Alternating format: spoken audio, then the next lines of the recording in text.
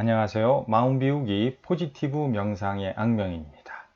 오늘은 명상으로 풀어본 선과 악의 기준에 대해서 말씀드리겠습니다. 그 명상을 하는 목적, 이유가 여러 가지가 있죠. 대표적인 게 힐링, 마음이 편안해지고 고요해지고 스트레스를 없애고, 또 다른 것은 근본에 대한 답을 얻기 위해서 이제 하는데, 저는 이제 약간 다른 각도로 이제 해석을 하면은 이 마음의 질서를 유지하는 것이 이제 명상이다.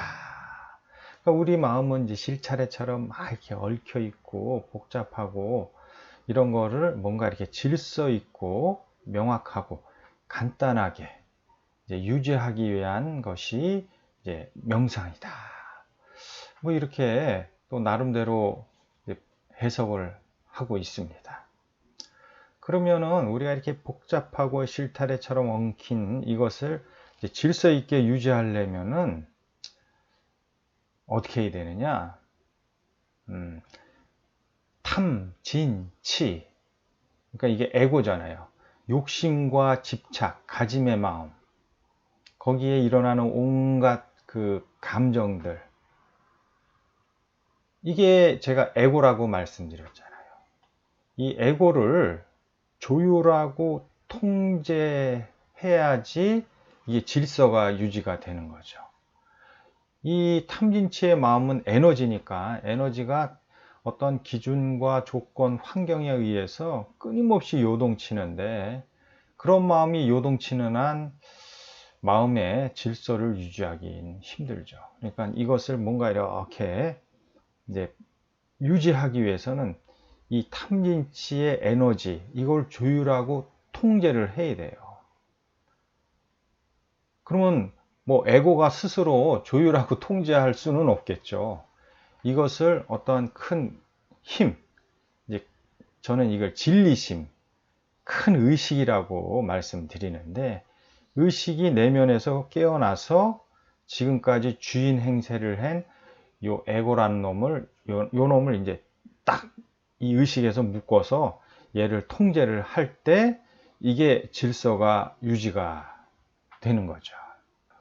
우리나라가 사기, 고소, 고발, 비리, 이런 안 좋은 쪽에 그 발생률이라고 그럴까? 이게 세계 거의 1위더라고요. 그러니까 서로 사기 사건이 많고, 고소 고발이 많고, 사회가 되게 불안하고, 어떻게 보면은 이 의식이 이제 많이 떨어졌다는 얘기 아닙니까? 특히 정치, 경제, 이런 최고의 수장들이 우리 많이 봤잖아요. 줄줄이 쇠고랑차고 그 일반 사람들이 가기 싫어하는 감옥을 갑니다. 제가 볼 때는 아니 뭐가 아쉬워서, 아니 저렇게 돈과 명예는 아니고 돈과 권력을 부여잡았는데 뭐가 부족하고 아쉬워서 그렇게 못된 짓을 해서 결국은 철창에 갇히나. 이유는 간단합니다. 자기 자신을 다스리질 못했죠. 탐진치의 이 욕망과 가진 마음을 다스리질 못한 거예요. 그러니까 가치, 기준, 잣대, 판단의 어떠한 내면의 그런 것들이 철저히 나만을 위한 마음으로 이제 가득 차 있죠. 그래서 마음의 질서를 유지하기 위해서 이제 명상이 필요하다고 말씀을 드렸는데, 그 명상은 이제 탐진치를 계속 어때요? 다스릴 힘을 내면에서 키우는 거죠. 그러면 이제 에고가 자연적으로 무력화가 되죠.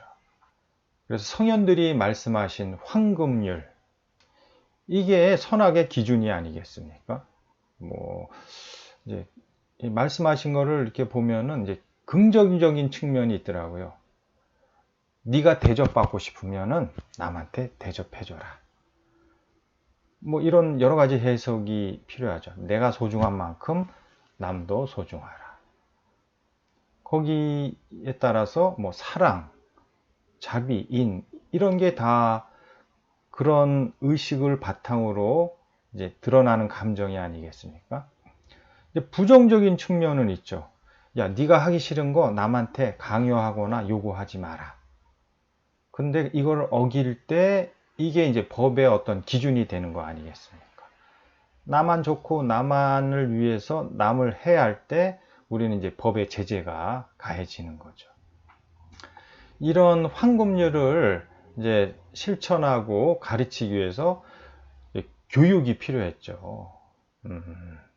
그리고 뭐 종교 이런 게 큰 역할을 하지 않았겠습니까? 근데 지금 우리가 살고 있는 시대는 자본주의잖아요. 자본주의라는 게 끝없는 욕망을 일으키지 않습니까? 네. 이익을 봐야 되니까.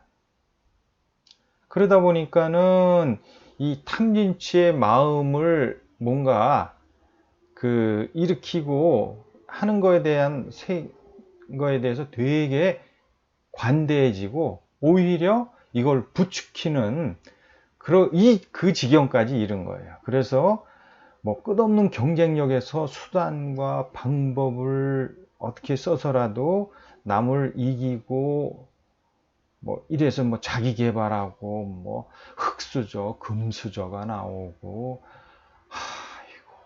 그러니까 성공과 출세를 위해서라면은 뭐 황금률 같은 거는 그냥 버리고 오로지 자기만을 위한 마음으로 그냥 내몰리는 거죠. 촤, 성공해야 돼, 출세해야 돼.